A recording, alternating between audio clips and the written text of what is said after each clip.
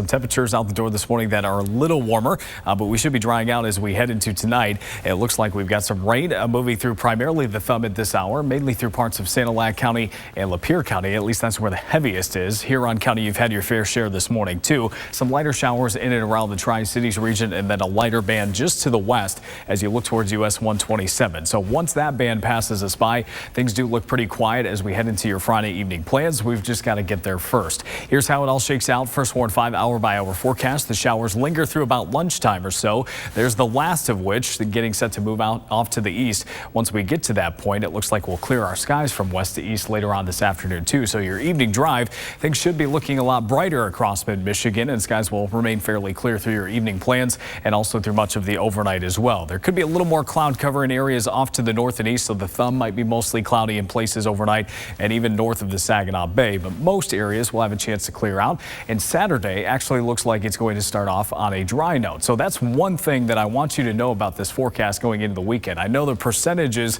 on Saturday kind of intimidating as far as the precipitation potential, but your Saturday does start dry. So soccer games early in the morning, things you've got to get done out in the yard, you should be just fine for not only the morning hours, but for much of the afternoon too. It's not really until the evening that we start to see rain and snow move back into the picture. Any rain at the onset of this event will gradually change over to snow as the night goes on, as temperatures cool down. And that's also an important thing to know about this event. With it being an evening event, we'll be able to change over to snow. A lot of folks have been saying, how are we going to get snow when temperatures are in the 50s on Saturday? Well, it's because it's arriving later in the night and also into the overnight period. By Sunday morning, the system quickly passes us by. Most of us should be done by 8 a.m. and it looks like Sunday itself not looking too bad. So we've dropped that precipitation chance through the day on Sunday. How much snow are we expecting out of this system? It's not going to be a major big deal for us. Maybe around an inch in the Tri-Cities region. I would say there's an outside shot at 2, but I think the heaviest of activity is going to be off to the south near 69. So places like Owasso, Flint, and Lapeer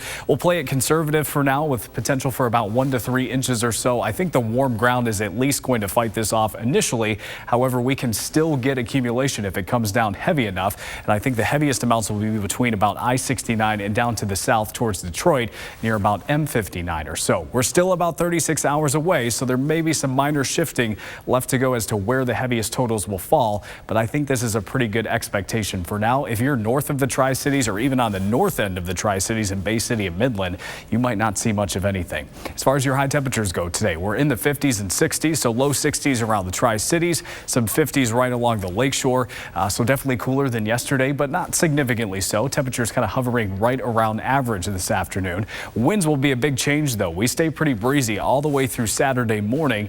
We've got winds that will be between about 15 and 25 miles per hour, occasionally gusting to about 30 to 45. So a wind advisory in place for this afternoon. As we look towards your forecast today, we've got 60 degrees. We've got morning rain and clouds. We've got some clearing later on this afternoon and evening. So we should end the day on a pretty bright note. It will be windy and cooler. Those gusts will be quite noticeable as they pick up this morning. Your forecast tonight, 34, variably cloudy, windy too. Then your 7-day forecast shows you we've got cooler temperatures over the weekend. While we may see isolated spots of wet weather linger into Sunday morning, I think the vast majority of us are done before daybreak. So we'll keep that day dry, a bit unsettled next week, but one of those 7 days that looks a lot worse than it actually is. We will have some dry time between those shower chances.